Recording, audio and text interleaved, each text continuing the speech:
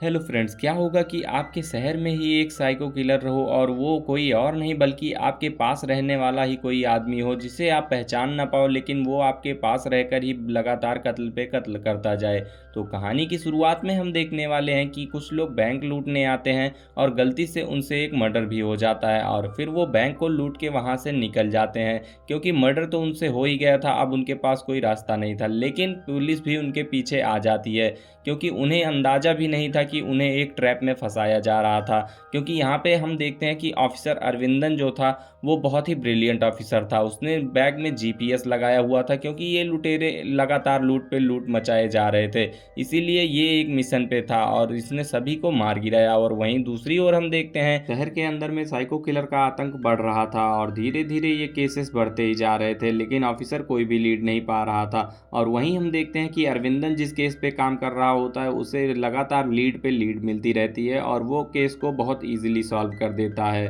लेकिन वहीं दूसरी ओर रंजीत के पास जो केस गया था वो केस ऐसा नहीं था। वो केस थोड़ा सा कॉम्प्लिकेटेड था और वो इसी केस के अंदर में थोड़ा उलझा था, जिसकी वजह से ऑफिसर रंजीत बहुत परेशान हो जाता है, क्योंकि उसके केस धीरे धीरे बढ़ते जा रहे थे और उसे कोई भी लीड नहीं मिल रही थी। और इसीलिए बड़े ऑफिसर भी उसे डांटते थे, क्योंकि वो कोई भी केस सॉल्व नहीं कर पा रहा था। और अगले दिन उसे एक कॉल आता है, जिसकी वजह से वो जैसे ही बाहर जाता है अपनी गाड़ी में, तभी अचानक से उसे एक ट्रैप में लिया जाता है और उसका एक्सीडेंट हो जाता है। और अब हम यहाँ पे देखते हैं कि रंजीत का तो एक्सीडेंट हो गया था, जिसकी वजह से रंजीत को जो केस मिला था काम करने के लिए उस केस पे काम अब अरविंदन करेगा, क्योंकि वो एक बहुत ही होनहार और काबिल ऑफिसर था, जिसकी वजह से ये केस उसे सौंपा जाता है और वो तुरंत ही इस केस की छानबीन करने के लिए आगे बढ़ जाता है। और एक दिन अरविंदन किसी काम से जब बाहर जा रहा होता है, तभी अचानक रोड पे उसकी गाड़ी खराब हो जाती है। तभी वो लिफ्ट मांगने के लिए एक कार को रोकता है, जिसके अंदर से एक लड़की निकलती है और ये लड़की कोई और नहीं होती है, ये उससे पहले भी मिल चुकी थी, क्योंकि 8 महीने पहले जब वो एक रेस्टोरेंट में किसी केस पे काम करने गया था,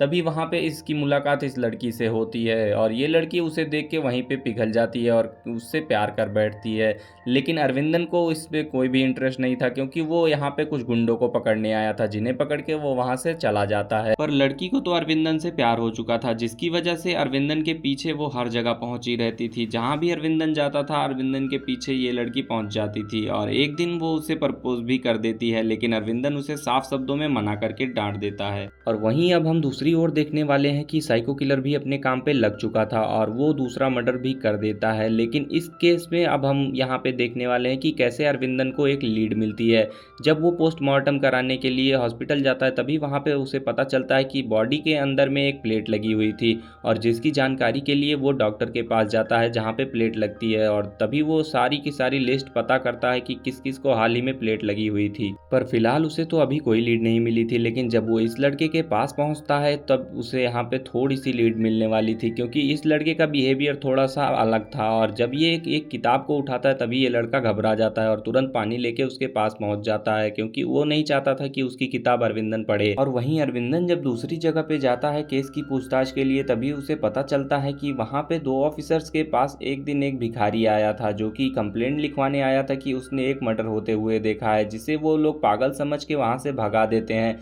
लेकिन अरविंदन इस बात को हल्के में नहीं लेता और तुरंत ही उस भिखारी को अपने पास बुलवाता है और उससे पूछता है कि तुमने उस रात को क्या क्या देखा था, मुझे साफ साफ बताओ सब कुछ। और तभी भिखारी सब कुछ बताने लगता है और उसने ये बताया कि उस रात उसने एक लड़की को देखा जिसके पास एक साइको किलर मास्क पहने हुए आता है और उस लड़की को किडनैप करके लेकर चला जाता है। और किलर भी अब यहाँ पे एक गलती कर देता है, क्योंकि उसने भिखारी को पागल समझ के छोड़ दिया, लेकिन भिखारी तो अरविंदन को बता देता है कि उसने उस लड़की को डेली रोड पे आते जाते देखा था स्कूटर से। और तभी अरविंदन इस केस की पूछताछ करने के लिए और आगे बढ़ता है और उसे पता चलता है कि लड़की उस दिन बस से आई थी, क्योंकि उसका स्कूटर खराब होकर रिपेयर के लिए गया हुआ था। और फिर अरविंदन को डिग्गी के अंदर में एक पेपर मिलता है, जिसके थ्रू उसे उस लड़की का पता चलता है और तभी वो अपने ऑफिसर्स को लेके उसके घर पर पहुंचता है पूछताछ के लिए। और उसे वहां पर एक लड़की मिलती है और वो लड़की वो कोई और नहीं होती है, उसकी बहन ही होती है, जो कि उसकी डुप्लीकेट होती है, या फिर हम कह सकते हैं जुड़वा। और अब केस एक नया मोड़ लेने वाला था, क्योंकि केस अब धीरे धीरे पेचीदा होने जा रहा था, क्योंकि यहाँ पे अरविंदन को पता चलता है कि ट्विन बर्ड्स नाम का एक स्कूल होता है जहाँ पर सिर्फ जुड़वा बच्चे पढ़ाए जाते थे,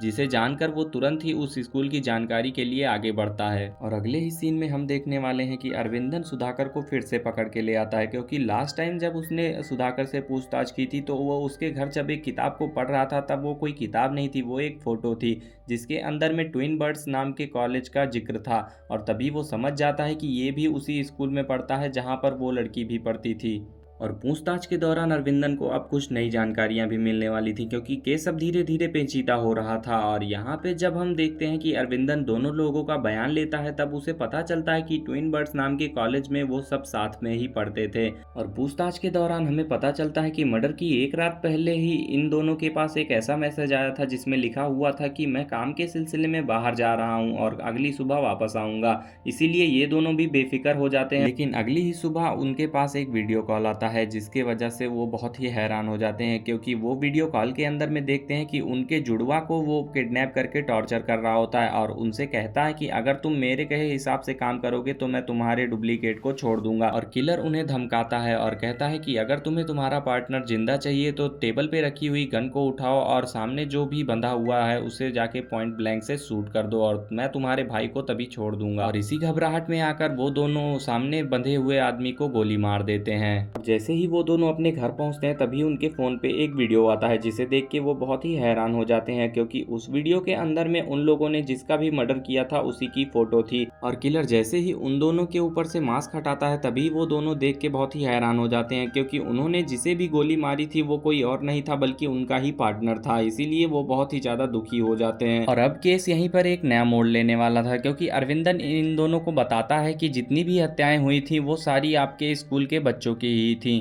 तभी लड़की फोटो में एक लड़के के ऊपर इशारा करती है और कहती है कि ये लड़का उस स्कूल के अंदर में भी पढ़ता था और हो सकता है कि किलर यही हो क्योंकि इस लड़के का बिहेवियर बहुत अजीब हो गया था। और अब आगे की पूछताछ के लिए अरविंदन उसी स्कूल में जाता है लेकिन जैसे ही वो प्रिंसिपल को सारी डिटेल बताता है तभी प्रिंसिपल समझ जाती है कि ये किसी और का नहीं बल्कि बेंजामिन का ही काम था क्योंकि बेंजामिन उस क्लास में एक ऐसा लड़का था जिसका भाई उसी क्लास के अंदर में मारा गया था, जिसकी वजह से वो बहुत ही ज्यादा चिड़चिड़ा हो जाता है। और प्रिंसिपल भी उन्हें सब कुछ बताने लगती है कि बेंजामिन और फ्रांसिस दोनों भाई थे और दोनों ही बहुत ही अच्छे और होनहार लड़के थे। वो क्लास में हमेशा टॉप किया करते थे जिसे देख के क्लास के बच्चे धीरे धीरे उनसे चलने लगे और किसी न किसी बहाने से बच्चे उन दोनों भाई को हमेशा परेशान किया करते थे जिससे बेंजामिन और फ्रांसिस बहुत ही ज्यादा परेशान हो जाते थे। और एक रात जब बेंजामिन और प्रिंसिपल दोनों साथ में बैठकर चेस खेल रहे होते हैं तभी अचानक से लाइट चली जाती है और फिर बेंजामिन उठकर अपने भाई के पास चला जाता है क्योंकि उसके भाई को नेक्टोफोबिया होता है जिसका पता प्रिंसिपल को अब जाके चलता है। और यही बात जब एक बच्चे को पता चलती है तभी वो फ्रांसिस को परेशान करने के लिए एक प्लान बनाता है और जब फ्रांसिस लैब के अंदर में सबके साथ होता है तभी वो लाइट को ऑफ कर देता है और लाइट के ऑफ होते ही नेक्टोफोबिया की वजह से फ्रांसिस का दम घुटने लगता है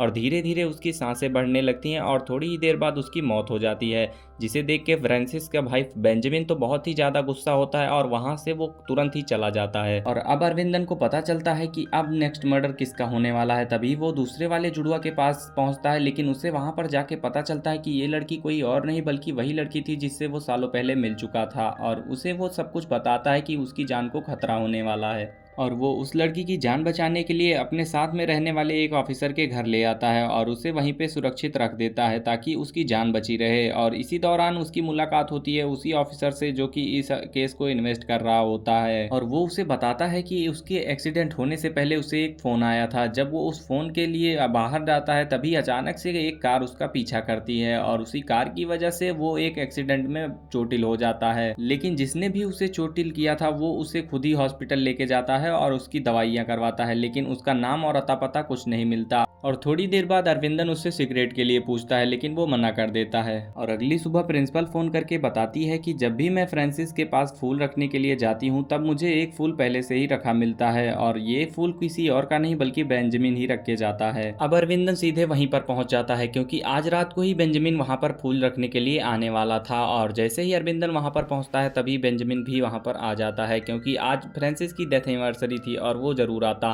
और ये कोई और नहीं होता बल्कि अरविंदन के साथ काम करने वाला ही ऑफिसर होता है, जिसे देख के अरविंदन उसके पास जाता है लेकिन वो उसे धक्का देके वहां से भाग जाता है। और अब अरविंदन सीधे लड़कियों के पास जाता है लेकिन ऑफिसर ने लड़कियों को पहले से ही बांध रखा था और जैसे ही अरविंदन इसे देखता है तैसे ही ऑफिसर उसके पीछे से आता है और उसे डंडा मार के बेहोश कर देता है और एक लड़की को वहां से किडनैप करके लेकर चला जाता है। और जैसे ही अरविंदन को होश आता है वो लड़की को लेके अपने साथ एक कंस्ट्रक्शन बिल्डिंग में चला जाता है क्योंकि उसने लास्ट टाइम जब इन्वेस्टिगेशन की थी तब उसे पता चला था कि सारे मर्डर्स एक कंस्ट्रक्शन साइट पर ही होते हैं और तैसे ही वो वहां पर पहुंचता है।